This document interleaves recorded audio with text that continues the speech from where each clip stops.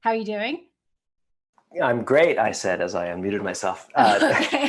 Started Good, I'm twice. glad. Yeah, I'm lovely. It's so good to be with you. Thanks for inviting me. So the way I thought we would do this is that you could start by reading from the book, and then we'll talk for a bit, and then we'll do another reading from the book, and then talk even more, and then there'll be a chance for the audience to like do a Q&A. So Great. if you're in the audience and you have a question for Jonathan that comes up at any time, what you can do is use the Q&A feature, which is at the bottom of Zoom, to type in the question. And at the very end, I will just collect all of those questions as if I were picking someone from the audience and ask them to Jonathan for you, and then he can answer. So there's still a chance to have kind of questions from the audience, essentially. Okay, having explained that very complicated technological feature of the format, do you want to just introduce what you're going to read? So here's the book. I actually haven't figured out, I haven't read on Zoom a whole lot, and I don't know where to put the book, but I think it'll be like right here, and I'll look very seriously down at it. The Arrest is a novel set in a approximate near future, an unspecified near future, where things have kind of not become clearly catastrophic so much as just slowly, strangely collapsed. And the nature of it is that machines stopped working, and telephones, cars, airplanes, gas engines, guns, and all things digital. There would be no Zoom, New Republic, Salon, and the effect is that you're sort of where you are. You don't have any global or even you don't have communication even across 100 miles unless someone rides on horseback or sets out walking or sails a boat up the coast. Mostly you're just where you are. And in the case of my characters, who are in Maine, in a coastal town on a little peninsula above mid-coast Maine, they're particularly isolated because the people nearest them, they're surrounded on three sides by water, and the people nearest them are a kind of stable, unpleasant, but not too hostile, sort of militia-like group that just keep them kind of locked in where they are. So they've only got each other, and their community is dominated by the organic farmers that keep them alive. And the viewpoint character is this guy who was a Hollywood hack, a screenwriter who mostly worked on other people's movies, on rewriting or doing dialogue polish, as they call it. And he was visiting his sister who lives in Maine and got stuck there because that's when this happened, this thing called the Arrest. So he's the character you see this whole situation through, and he's a very confused guy. He's confused about what happened and also about the community he's in. He doesn't really feel that he belongs there. The first bit I'm going to read you, it's just a couple of pages, is chapter 3, where he thinks about this thing that is one of his only big ideas, and it's called time averaging. And so that's the name of the chapter. Chapter 3, time averaging. The character's real name is Alexander Duplessis, but he thinks of himself in this new world as journeyman, like a kind of mediocre superhero or something. He's like a go-between. So I think that's enough explaining. Time averaging. That was Journeyman's name for it, time averaging. It wasn't a complicated idea. A thing that happens when you first lay eyes on someone you've known a long time, but whom you only see intermittently. A thing you do to their faces with your mind. Time averaging could also happen if you knew a child or a teenager, if they were your nephew or niece, say. It worked like this. You saw them. They appeared shockingly old, or in the case of a child, startlingly grown. You found time to wonder, where did the time go? Am I old too? Were they managing the same confusion even as they smiled and said how great you look? Then you'd fix them in your mind using time averaging. Your mind held a cache of earlier versions, and you'd merge them to make the person continuous with the earlier rendition. You located their beauty and unspoiledness and smoothed it up into the picture. If the person was truly elderly, like Jerome Corment's, you'd recuperate them to a degree. If a teenager, you'd find the younger child still lurking in their face. The persons for whom we performed the most remarkable acts of time averaging, Journeyman tended to think, were lovers, former and present. Of course. Lovers and siblings. In his present life, he found himself time averaging his sister nearly every day, despite the briefness of the intervals. If you'd told Journeyman before the arrest that he'd come to a life in which he saw his sister nearly every day, he'd have been bewildered at that suggestion. Time averaging wasn't a difficult operation in Journeyman's view. In fact, it was impossible not to perform it. Journeyman supposed it was a thing done to oneself in the mirror, though this seemed to cheapen his theory. He wasn't interested in mirrors these days. The striking thing wasn't the time averaging itself, but the existence of the tiny interval in which it hadn't yet occurred, that moment when we see things as they are. Journeyman suspected we also did this to the world. It must be the case. Thank you. It's interesting that you chose to read from that chapter, because it isn't necessarily that grounded in the world of the arrest. I mean, there's the reference to he's seeing his sister every day. I wondered why you felt like that was the chapter that you wanted to lead with for this discussion. Yeah, I think you asked for two tiny readings, which freed me to look for some of the smallest chapters in the book to read in things in their entirety. And I still feel kind of fascinated with that time averaging idea. Like it came into the book, and I like the way it shows Journeyman as someone who can't stop thinking about things in terms of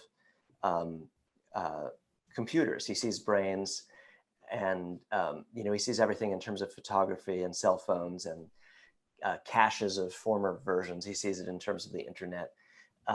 So that interested me about it. One of the things that characterizes him is his difficulty letting go of the old world, whereas he feels he's surrounded by people who were relatively less attached to the things that the arrest took away. Right. I wondered if that was what you had in mind, because when I read that passage, the first thing, the kind of image that came to my mind was someone pulling up a kind of Google image search of, maybe a famous actor and seeing 50 different pictures from 50 different points in their life. And that's such a modern phenomenon of kind of making a composite of someone, that it's almost hard to imagine how people saw each other before they were overwhelmed with these images, right? Yeah. Well, and also, there are lots of people in the past of the human species who saw the other people in their world every day routinely. It wouldn't seem unexpected to them to see their sister or someone else every day. But Journeyman is also someone who's confused by but interested in questions of intervals and proximity. Before the arrest, he had a long distance relationship, someone he only saw sporadically. And if you know him, you know that the kids he might be thinking of in his example are actually the children of his girlfriend, who he only gets to see when her husband is away and he's visiting with them. And then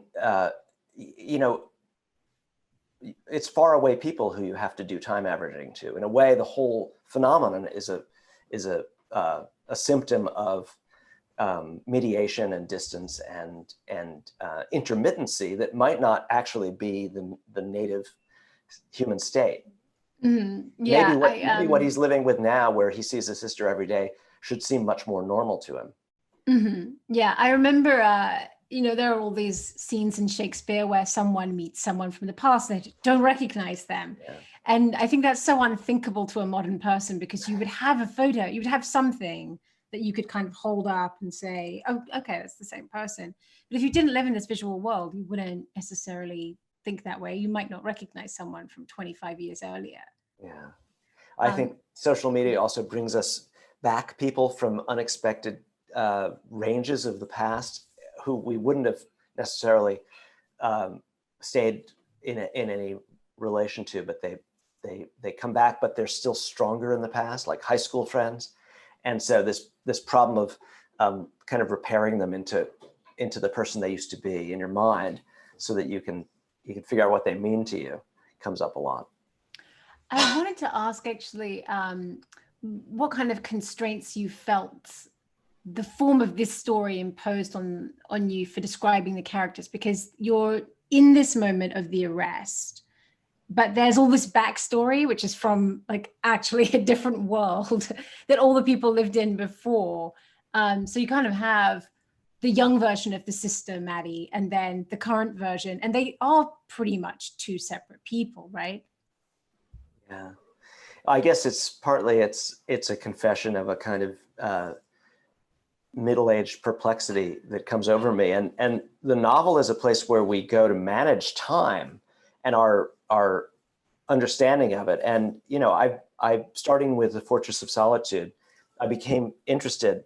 I had just before I began writing that book, I became interested by reading Anthony Pohl's Dance to the Music of Time, in how the novel can focus on this multiplicity of selves we've been, and multiplicity of relationships that one can have with the same person through time.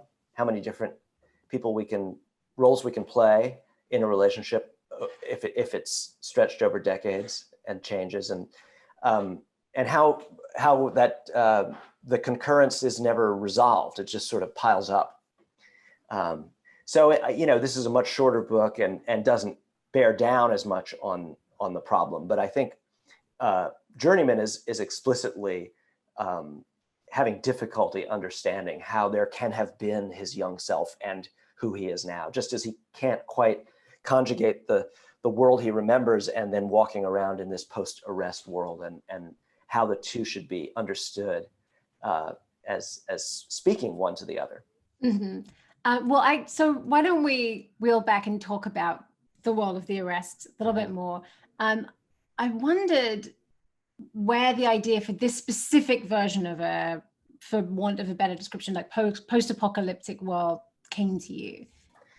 Well, the book wears some of its influences and points of reference really on its sleeve. When the two Hollywood guys begin talking about their favorite disaster or post-apocalyptic or dystopian stories, George Stewart's Earth Abides and Philip K. Dick's Dr. Blood Money and Ridley Walker by Russell Hoban. And then more recently, I mentioned the Emily St. John Mandel book, Station 11. I think lurking behind them are a couple of really influential books for me that didn't get mentioned. Probably they were too much for these guys to manage reading. Ursula Le Guin's Always Coming Home and Dahlgren by Samuel Delany. But, I grew up very responsive to this kind of story. I took it as somehow it was a form that spoke to me. And I've thought about this a lot. I think I grew up in the wake of the Cold War dread, where a lot of stories that I was interested in, or even just a TV show like Rod Serling's Twilight Zone, they assumed that,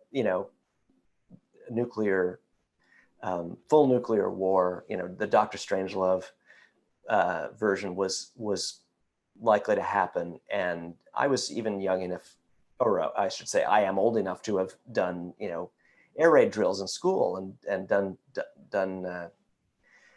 duck and cover kind of exercises, and and the futility of them, the absurdity of them was obvious to me as a child. So I was always attracted to this kind of fantasy, and I began to see that some of the writing I liked most used it not really as a kind of a morbid or remorseful thing, so much as it was an entrance into another kind of world making. In the Le Guin book and in the Delany as well, it's a chance for kind of a anarchist remaking of civilization, or unmaking of civilization, and even in milder presentations like the Philip K. Dick or Earth Abides, I thought, this is kind of wish fulfillment. Actually, these are pastoral novels. Mm-hmm. But these are writers who can only imagine getting to the pastoral through the doorway of some kind of civilization collapsing or convulsing in destruction. Right. It's interesting that you say that because obviously for the sister, she's gone to Maine to pursue this way of life before the arrest. And Right. that is actually a pastoral story, right? If you were to tell her story on its own, and he's forced there with her after the event. A lot of people hearing a kind of one-line description of your book, it's a world in which all the technology stops working. Well, there's no phones, right? Might say that sounds lovely, like take me there.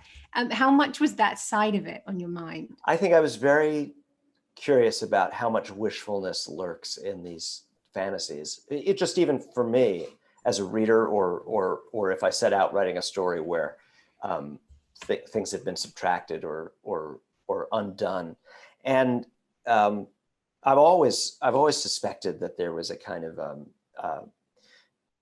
something agreeable about a lot of these radical simplifications. But at the same time, everyone in the book is very bereft, and there's a lot of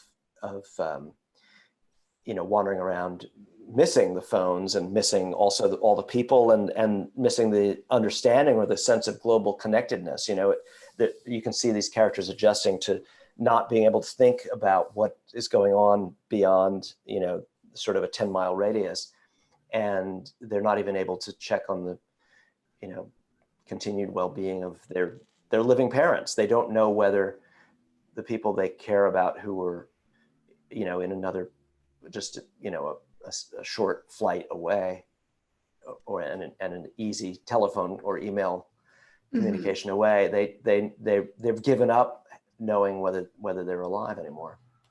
The place itself, though, would you call it a dystopia? Because it's actually, the place is nice.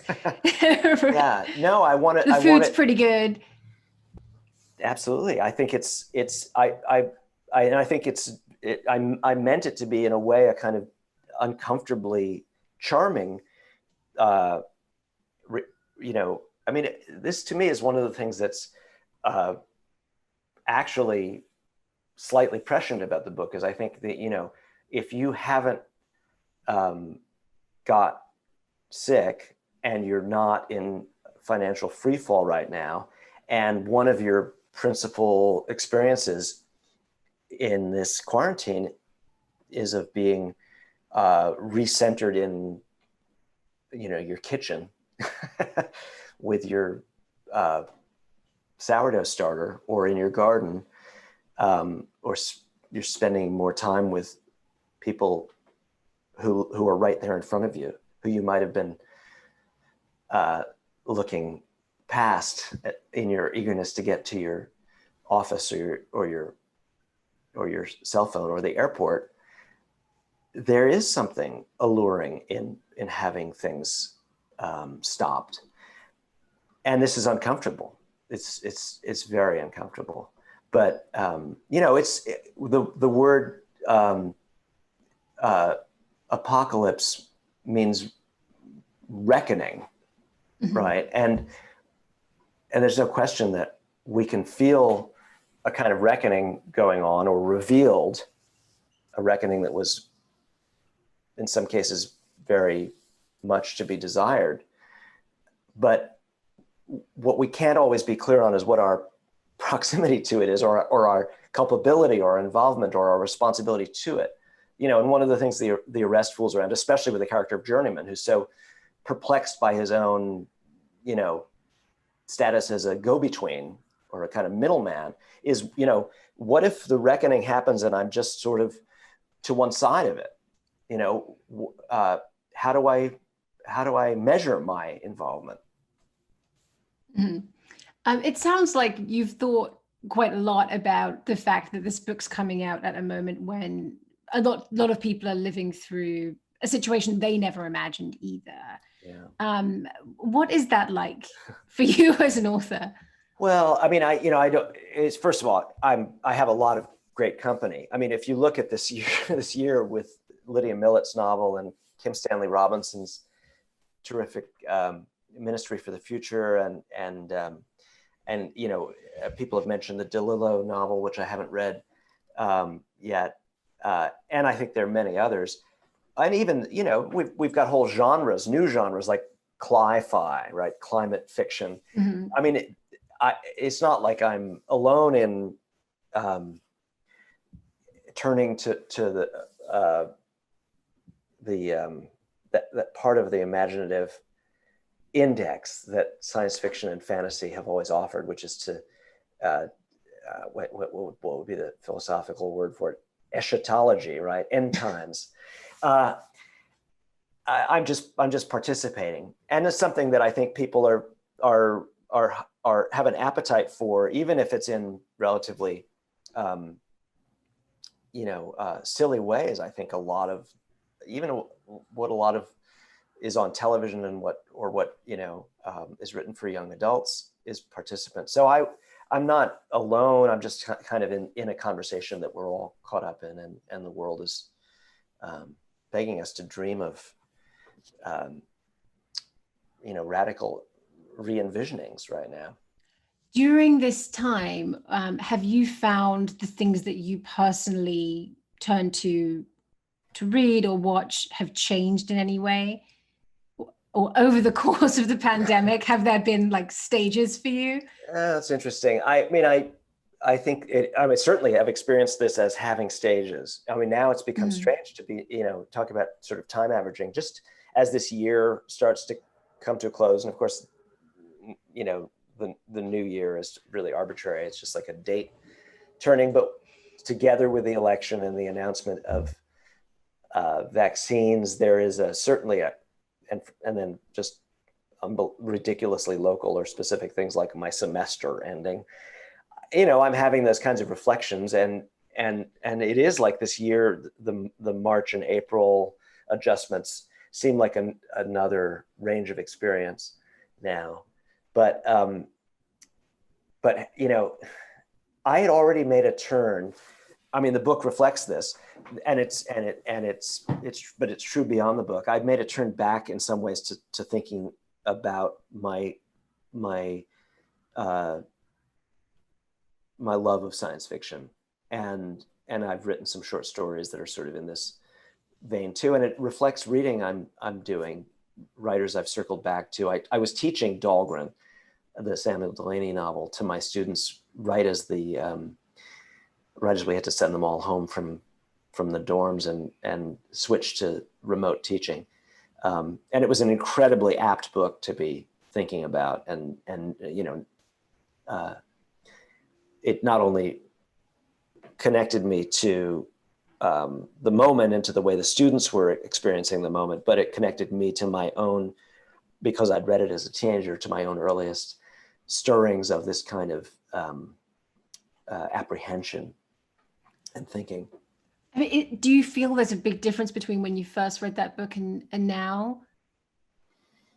Well, when I first read that book, I was a kid in New York City in the 70s, and I thought it was about the present in the 70s already. It seemed to me like it was a story about, it was a allegorical story about urban kind of anarchy, which I found very attractive in some ways. It was, I grew up in a kind of unaccountable version of city life, that it just, the sense of danger, but also freedom is, I think, unimaginable now. And or maybe it is, it's just not imaginable in the places where I was experiencing it. And but it was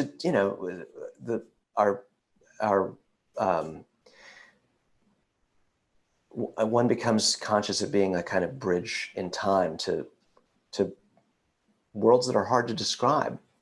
I think, when I read James Baldwin's Another Country and I read Delany's Dahlgren in close proximity, they seem to me both to be about the present of New York City. And together they still form a description of the world I recognize that I struggle sometimes to explain.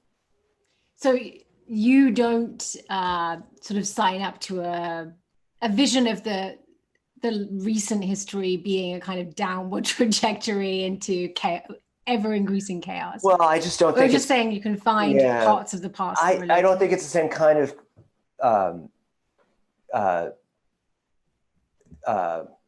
structure, because after, I mean, the degree to which the world has been knit together by surveillance and also, you know,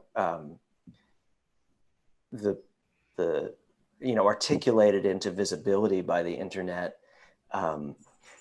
I think that people could live in a very, very different kind of way in the 70s and into the 80s that I realize I struggle to define. I'm like Journeyman. I've lived in two worlds, a before and after.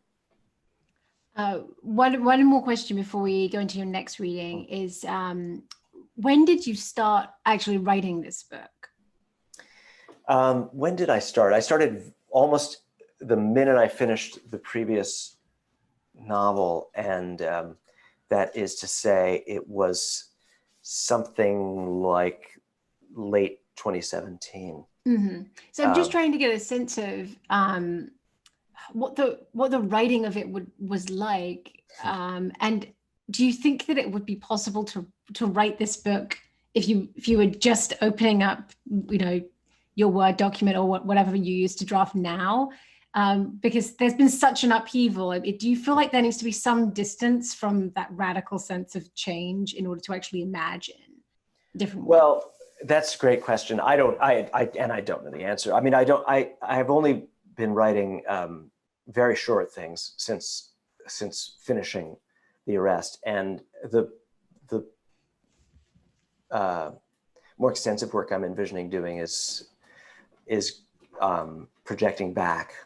I don't know how I would set out writing a book set in this present, but that wasn't really what I was doing, or I thought I was doing when I was writing the Arrest anyway. I mean, the freeing thing about science fiction is the way it's got an allegorical quality. It's always an invented language, even if it makes real reference to the world, or tries to do some real extrapolative work, or even some serious technological or sociological extrapolation, which this doesn't characterize what I try to do. I think it's also automatically a kind of gestural art or iconographic. It's made up of a language of dreams and idealizations. Mm-hmm. Well, and of course, in the book, we are very explicitly being taken to a place that doesn't exist yet, that's being imagined. Yeah. So you don't have that strange sense of, people have commented on watching television and saying, why is everyone maskless and why are they indoors together? And so your book obviously doesn't intersect with those concerns at all. Yeah. So do you want to do your next? Sure, great. I'll do that. I won't set this one up laboriously at all, I promise. I'll just jump into it and we'll see what it is. I'll explain afterwards. So this is a very tiny chapter. Oh, well, also about Journeyman. It's called Journeyman Was a Middle Person. Journeyman was a middle person, a middleman, always locatable between things and therefore a special witness in both directions, to extremes remote to each other, an empathic broker between irreconcilable poles, or so he flattered himself. He might only be a muddle, mixed up, pallid, compromised, a person ineffective and unpersuasive in all senses. He might seem an impressive writer, for instance, to civilians. He was one of those few who made his living by his pen. Yet to actual writers, when they learned that all he did was rewrite others, to accept and incorporate producers' notes, and that nothing of his efforts ever got greenlit, he wasn't one. The proverbial writer's not writer. Another instance, he'd loved a married person, but hadn't ever been married. Now he swabbed the blood of murdered animals he'd never have been able to murder with his own hands, then delivered the resultant goods, the bacon and sausage and jerky, that he'd have never been able to fashion. Nothing anchored Journeyman to any given cause or philosophy. His strategies were inconsequential even to himself. He'd survived the arrest by dumb luck. Even his everyday name, Sandy, placed him ambivalently, neither firmly of the land nor willing to embark offshore. Yet, here he was, offshore, in Astur's sailboat. Thank you. I also want to remind the audience, if you have questions for the Q&A, you can start putting them into the Q&A box, or you can also use the chat if that's confusing. I'm not really sure why the designers of Zoom made those two very similar features. But anyway, I will continue asking questions, but you should drop yours in for the end. So both of those readings are about Journeyman, who's obviously the central character.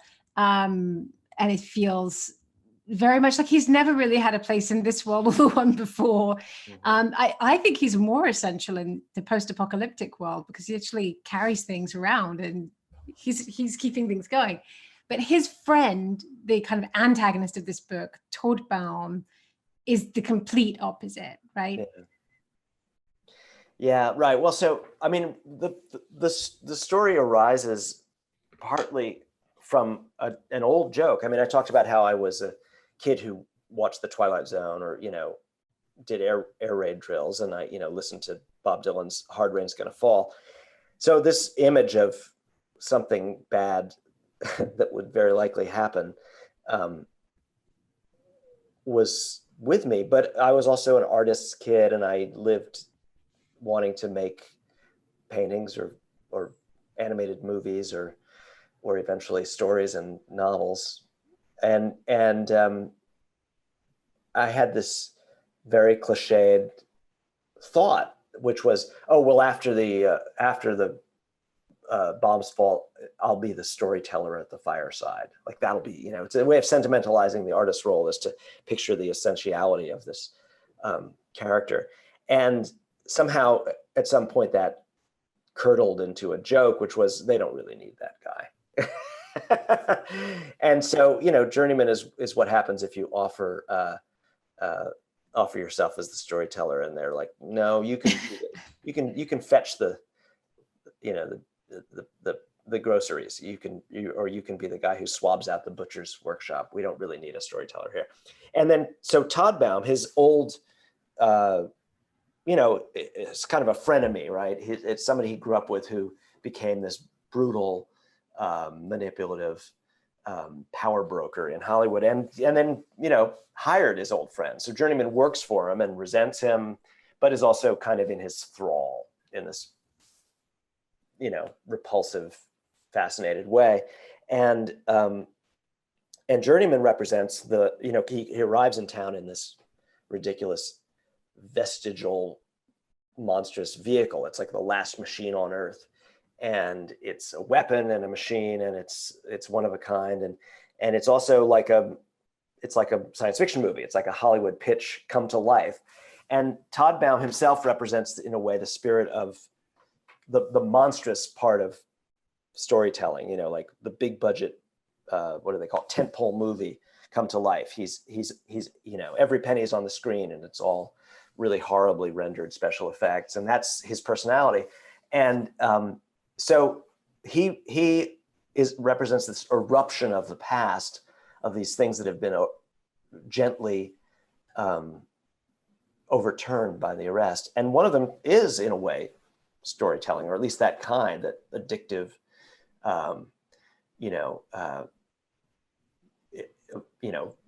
Vesuvius of imagery and narrative that comes out of Hollywood.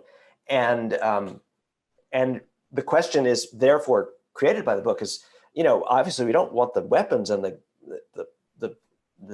tanks to come back. Maybe the storytelling is like part of that. Maybe it's worse than just neutral and unnecessary. Maybe it's like part of the problem.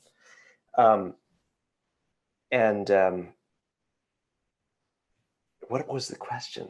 Well, no, that was great. I was just also thinking when you were reading that in some ways, Journeyman sort of has wish fulfilled, which is what could be more of a relief for someone who can't really write but feels like they have to, than for the world to end. And all the Hollywood producers that aren't greenlighting your scripts sort of don't exist anymore. So that all of this anxiety has been removed. It's true. He's been let off the hook, and in a way, he has a pretty good little franchise in the town, as long as he doesn't have any vanity about it, and he doesn't have a lot of vanity left. But the problem of Todbaum is the problem of like culpability. What, when your old friend turns out to be the vestige of everything that is monstrous, and it comes back. What are you? Are you the broker or the emissary? Are you the diplomat who can speak to both sides, or maybe are you the supervillain's sidekick? Is that what you always were? Mm-hmm. Well, so the second kind of biggest, most extravagant character here after Todbaum is probably his car, the Blue Streak. And it's the one really flagrantly sci-fi element of what's otherwise quite a quietly imagined sort of, this is what it might be like, which that's my favorite form of speculative fiction or sci-fi. The kind of something's different here, but it's not big and flashy. And the one part you kind of big and flashy, throw in is the big flashy car. Yeah. In contrast to all of that, what's the origin story of that car? How did it enter this novel? Was it always going to be there from the very beginning? It was, and I know it's sort of like, it's almost like, couldn't you have not done that? Or it's very embarrassing, the supercar, and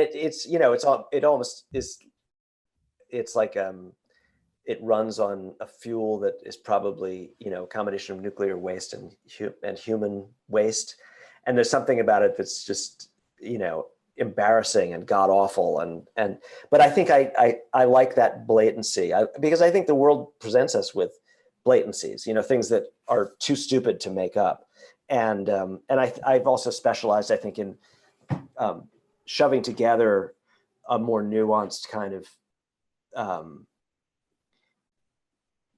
view of life with things that are so outrageously blatant as symbols or images that it's a kind of surrealist juxtaposition. I mean, I think The Fortress of Solitude, in a way, is an example of this too. That it's a tender, kind of turbulent coming of age story, and then the characters find a magic ring that allows you to fly and be invisible. It's like a howling eruption of a symbolic image into a world that. But I think that actually life has big, weird elbows of ideology and the symbolic jammed into it at various weird angles, and that this is something we experience and deal with, and history is like that. So, but I think the supercar was also a outgrowth of my own experience of wanting to picture how you could do something I love, which is crossing the country by car in this book, and it got bigger and bigger as I thought about how you would have to stay alive and how much coffee you would want to drink. And what kinds of calculations were you making? Are you quite scrupulous about that when you're writing something? So the 5 months of coffee, the 10 months journey. Not at all. So this is just an estimate, because I was thinking 10 months to get from the West Coast to Maine. Yeah. But he's stopping. If his stories are to be believed, he's stopping and meeting other groups of people. Like a math I don't problem. know if he really what's did the mile that. per hour? If a supercar is traveling from Idaho to Illinois, and it stops twice, and what is its rate as it crosses? Right. So I was sort of Indiana. thinking, how much time does it need to refuel and to dump the waste and all this stuff? Because Journeyman sort of thinks in that way, right? Like when he's like, oh, well, you're contaminating the aquifers. But it doesn't seem like Todbaum's Hollywood version of the story is interested in aquifers. It's actually, it's a perfect Hollywood machine, because it has no it has no conscience about what it is eating up as it moves along, what sources it's pillaging, you know. Right. And of course, there is a whole sort of genre of supercar, mostly movies. I'm not sure if there's a supercar literary genre, Yeah. but is that sort of like your thing, or did you just go to that territory for this book? You know, I mean, you realize that you've sort of absorbed certain archetypes without even knowing that you're interested in them. You know, this George Papard movie, Demolition Alley, I think it's based on a Roger Zelazny novella. Always kind of lurked in my mind. It's sort of a movie that you want it to be better than it is. It's like the poster is the best thing about it, but also sort of the poster for. I think one of the earliest science fiction movies that haunted my imagination was Soylent Green, which has these kind of machines that are boring through the earth and grinding people up. And the supercar is probably as much, again, from the poster, from not seeing the movie, but just wondering how good it might be from looking at the poster. As opposed to going and kind of everything. It's like an oil drill and a sewage works and a really nice coffee bar somewhere in Malibu. So I want to talk about the actual peninsula itself, Maine. You have some kind of connection to Maine. Why did you go to that place? Yeah, well, as a New York kid, you know, going out of the city, which I got to do sometimes, was always either, you know, it was like upstate New York or Vermont or Maine, and my family went to each of those places, and the New England landscape was always really charged for me. It was like the antidote to where I was mostly living. And but it was really different, and I was really a fish out of water when I was there to begin with. Maine became important to me in the last couple of decades. My father moved out of the city there while I was living in California, and so it became where I went back to when I'd see my dad and my siblings, and I sort of deepened my love for it over those years, and then found a place that I go to, a town on the coast that's, you know, that I'm drawing on in making up Tinderwick and East Tinderwick in this book. And then there's Spottisol, which doesn't feel like it's really in the Maine vernacular. It's kind of no, that's more like a kind of an organic gardener's, you know, an organic gardening nerd's idea of how to name something. But there are a lot of great organic farms up where I spend time, and I'm really sentimental about them and amazed by them too. Right. I have some in-laws who have a farm up there, and it's like you have like 3 layers of greenhouses so that you can grow something, because the growing season's really short. This was also on my mind when I was reading about all the canning and in the book. It feels very much like it's very embedded in that culture that exists there right now. Well, one of the things you see in, you know, like English pastoral post-apocalyptic writing, like John Wyndham or J.G. Ballard or Russell Hoban's Ridley Walker, is that it's a place to have fantasies about a connectedness to an older way of English, you know, country life. And I think one of the things that interests me in Maine is the continuities, the way in which, you know, it's not necessarily the case that the arrest hasn't sort of half happened there.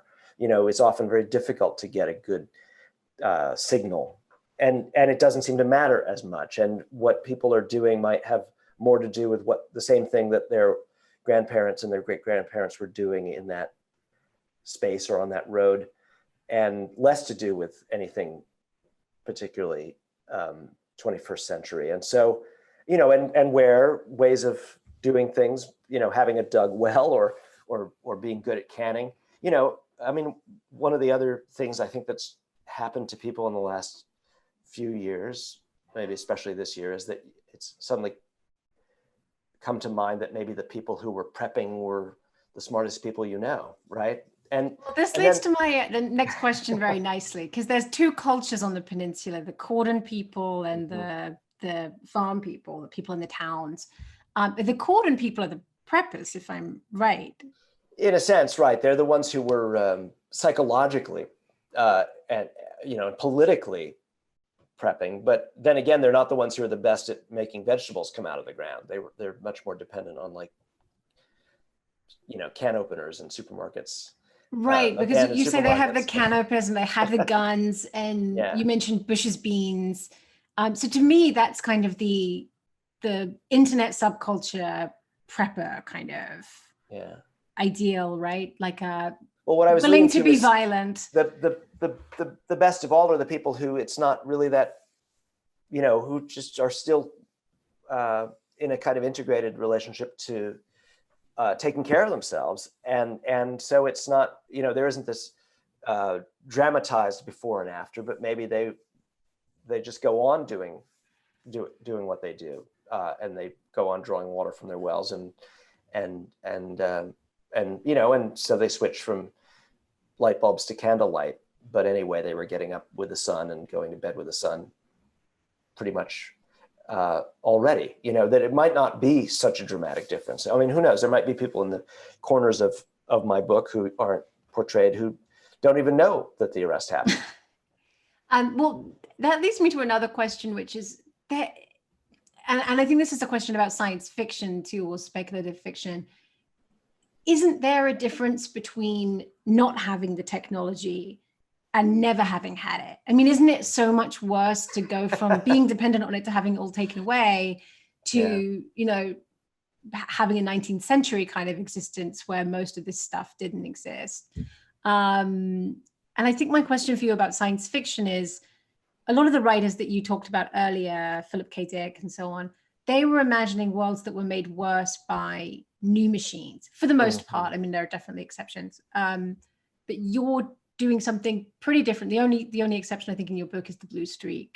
But for the most part, this is a book about not having technology. Does that strike you as very different? Do you think that is science fiction? Because it's sort of like you're taking away all the science and technology. Yeah.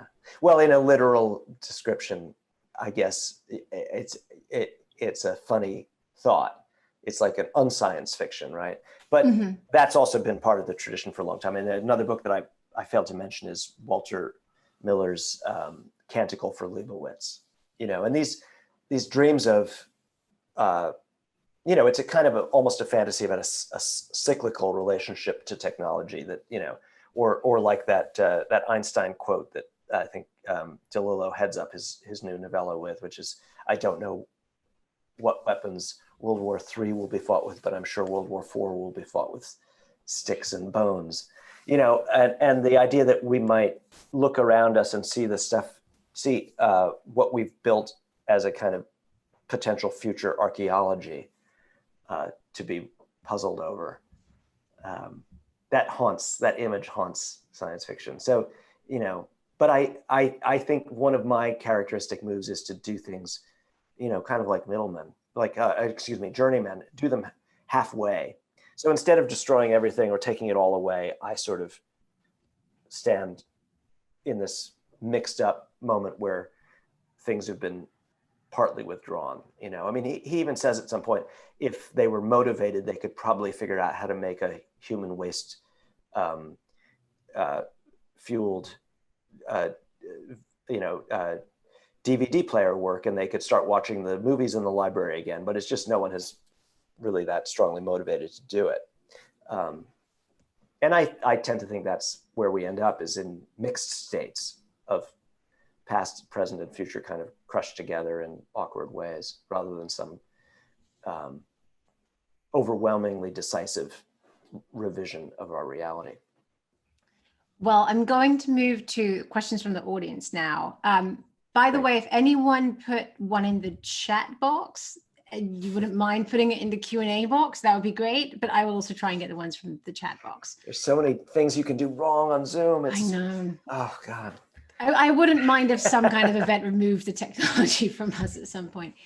Okay, first question. And I think you've maybe sort of already answered this. But the first question is, why the name Journeyman? Yeah, how did I get there? Well, okay, so there's a funny thing about this book was I wrote it in the first person, so that all the places where it says journeyman now, it used to say I. And when I switched the book to third person, it was a very definite problem that he had to self-refer. And I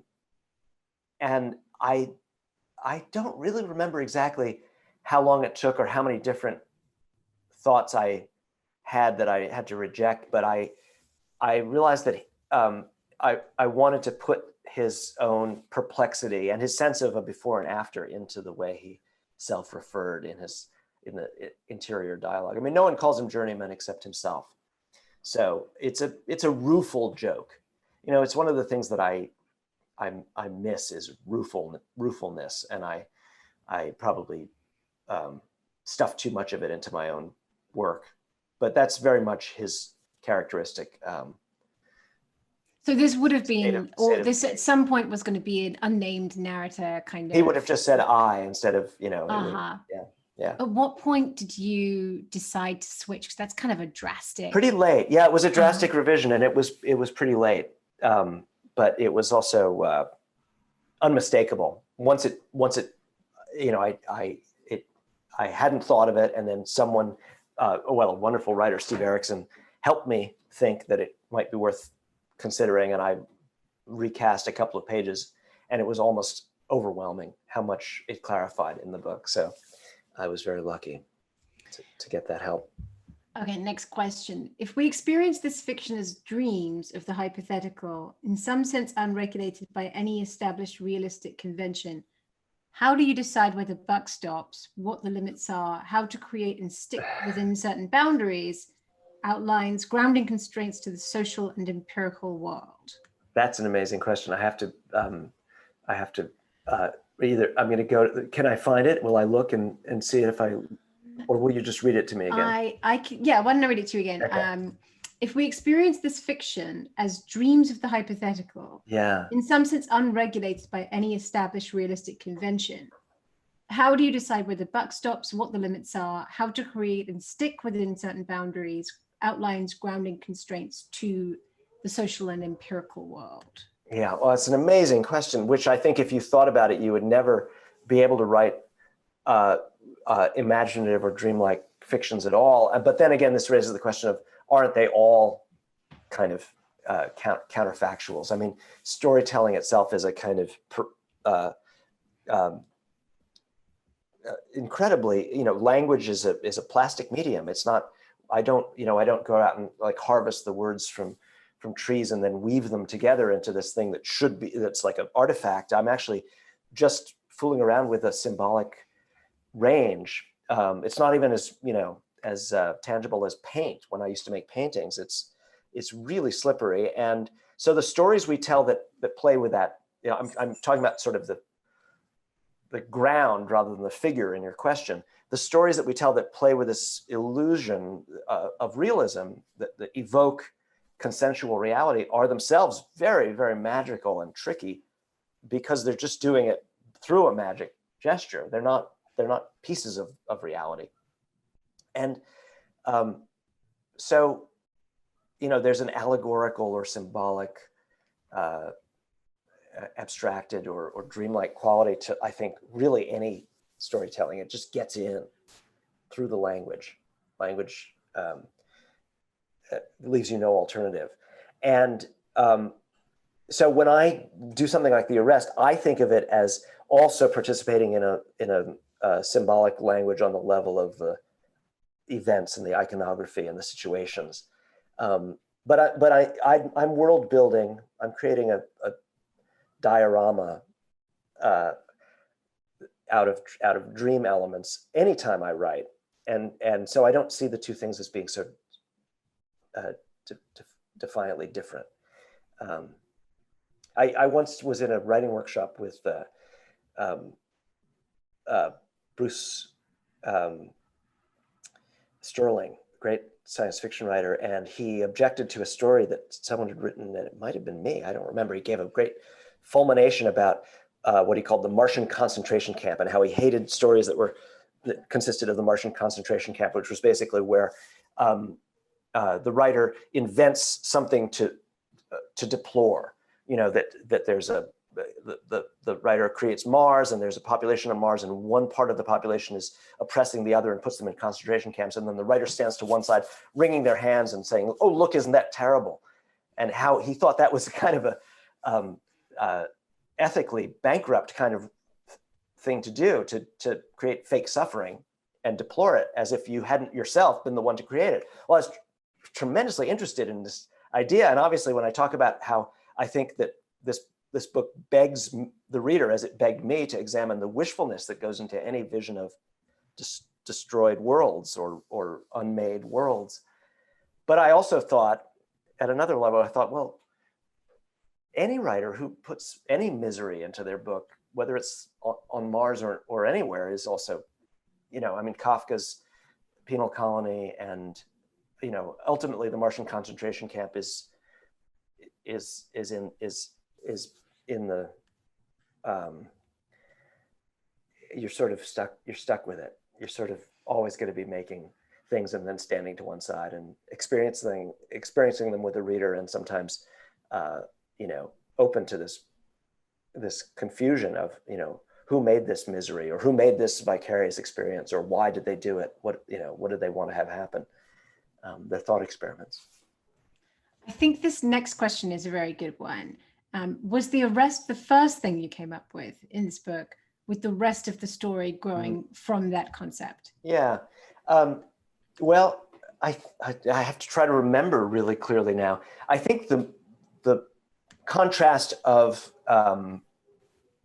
this town and its kind of placidity and stability, even in a collapsed world, and then the idea of the radical interruption of that space with the supercar, was this image that gifted itself to me first.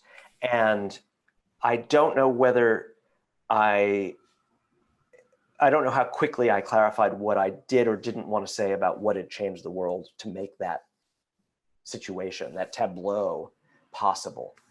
But I think I started calling it The Arrest almost as soon as I began to think about it hard at all. You know, because I liked the idea of this stoppage. But I also, the term was really important to me, because I also see the arresting as the problem in the book. You know, I mean, one of the puzzles of the book is, how do you, if you're in a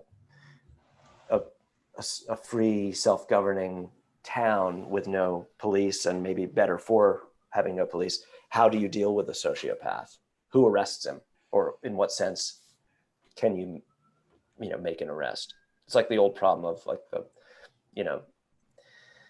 the Western frontier and the posse, you know, who's going to ride out and catch Liberty Valance.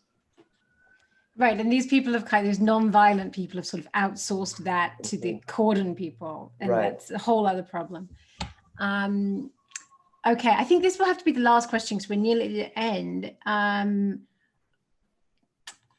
Let's see. This is, hi, Jonathan. You said you'd started writing The Arrest immediately after finishing The Feral Detective. Could you talk a bit more about shifting from detective writing into a more imaginative genre, the question said. Why would you say you were called to return to sci-fi?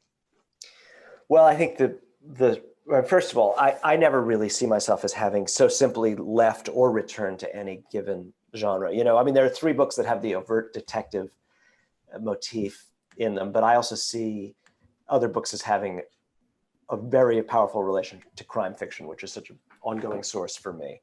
And you know, you could even put The Arrest in those terms in some ways, but you know, certainly, you know, Girl in Landscape, which was also a science fiction novel and also a Western, but is very much a book that relates itself to this in terms of the presence of the rogue, masculine, you know, dynamo that the town has to deal with, right? Which is a kind of like not a crime story like a Chandler or Hammett detective story. It's a crime story like a Jim Thompson, The Killer Inside Me, or Pop 1280. You know, how does a small town deal with a nightmare citizen? And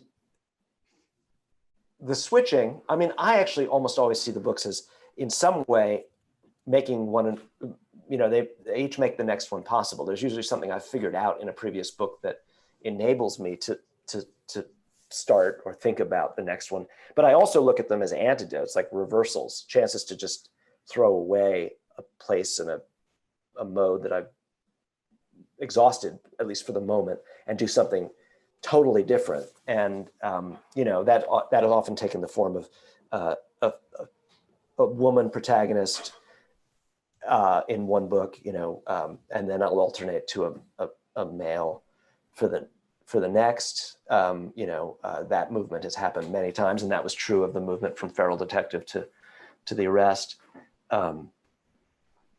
And I've been getting ready to do something more overtly science fictional again for a while, but you know, there's a sense in which I never went as far away from it as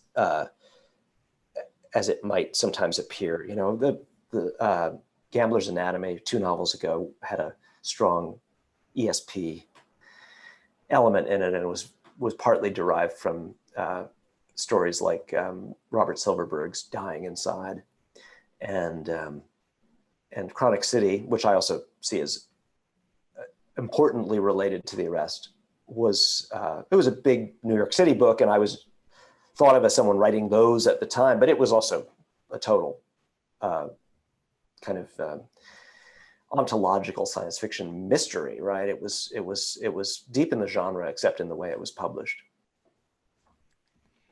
Jonathan, thank you so much. This is all we have time for.